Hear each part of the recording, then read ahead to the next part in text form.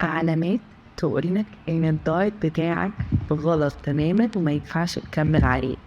أول حاجة إنك دايما تحس بالجوع وعلى طول خلال النظام أنت مش بتشبع.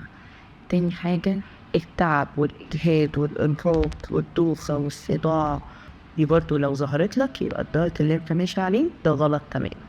تالت حاجة إنك دايما تحس ببرودة جامدة في الأطراف، أول ما تبتدي تاكل تحس ببرودة في أطرافك.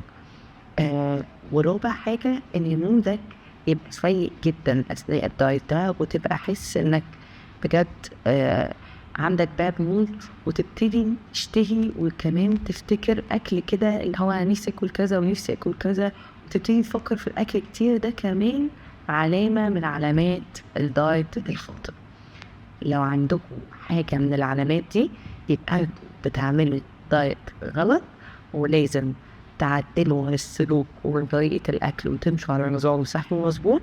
لو محتاجين أي مساعدة احنا موجودين.